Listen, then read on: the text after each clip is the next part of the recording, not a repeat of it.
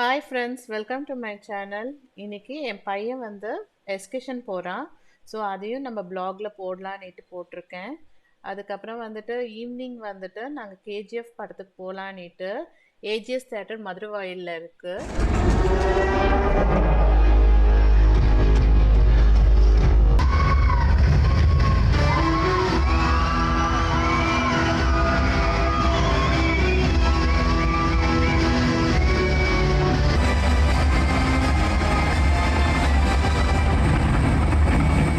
Morning வந்து capsicum halwa பண்ணேன். தேவையான பொருட்கள் என்னென்னா, குடமிளகா வந்து நான் 3 எடுத்துருக்கிறேன், ஏலக்காய் பவுடரு, கார்ன்ஃப்ளவர் பவுடரு, நெய், முந்திரி, திராட்சை, பாதாம் எடுத்திருக்கேன், சர்க்கரை. வாங்க எப்படி பண்ணுறதுன்ட்டு காட்டுறேன். இது ஆல்ரெடி நான் வந்து தண்ணி கொதிக்க வச்சுருந்தேன்.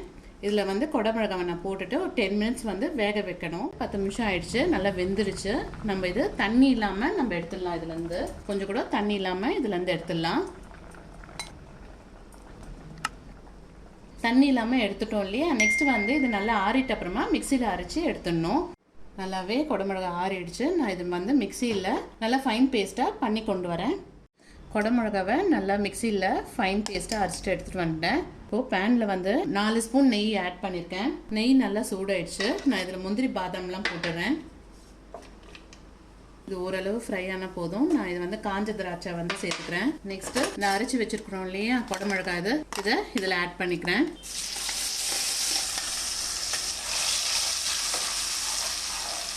நம்ம குடமிளகால தான் அல்வா பண்ணுறதே தெரியாது, அவ்வளோ டேஸ்ட்டாக நல்லா இருக்கும். இதில் பச்சை வாசனை போகிற வரைக்கும் கொஞ்சம் இது நல்லா ஃப்ரை ஆகிட்ட அப்புறமா நம்ம சர்க்கரைலாம் ஆட் பண்ணிக்கலாம். ஃபஸ்ட்டு இதுவாகட்டும். பச்சை வாசனை போட்டோம், நல்லா பச்சை வாசனை போயிடுச்சு. இப்போது நான் சர்க்கரை இதில் ஆட் பண்ணிக்கிறேன். நான் இதில் வந்து 3 ஸ்பூன் போட்டுக்கிறேன். உங்களுக்கு வேணும்னா எக்ஸ்ட்ரா கூட சேர்த்துக்கலாம். 1 ஸ்பூன் இல்லாட்டி 2 ஸ்பூன் கூட பார்த்து சேர்த்துக்கோங்க, ஸ்வீட்டை பொறுத்து. 3 ஸ்பூன் கார்ன்ஃப்ளவரை வந்து கரைச்சிட்டு இதில் சேர்த்துக்கிறேன். கார்ன்ஃப்ளவர் சேர்த்துட்டு அப்புறமா ஒரு 5 மினிட்ஸ் கழிச்சிட்டு இப்போ ஏலக்காய் பவுடர் வந்துட்டு இதில் நான் தூவிக்கிறேன். வீட்டில் பண்ணி பாருங்கள். நம்ம வந்துட்டு குடமிளகால தான் பண்ணோன்றதே தெரியாது, அவ்வளோ டேஸ்ட்டாக நல்லா இருக்குது. நீங்கள் வந்துட்டு இது பண்ணி பார்த்துட்டு எனக்கு கமெண்ட் பாக்ஸில் சொல்லுங்கள் இது எப்படி இருக்குன்னுட்டு. இப்போ நல்லாவே எல்லாமே முடிஞ்சிடுச்சு. பார்த்தீங்கன்னா நெய்யெல்லாம் இது விட்டு பிரிஞ்சு வந்திருக்கு இந்த அல்வா விட்டு. ஸோ இது கரெக்டான பதம். இப்போ ஆஃப் பண்ணிடலாம்.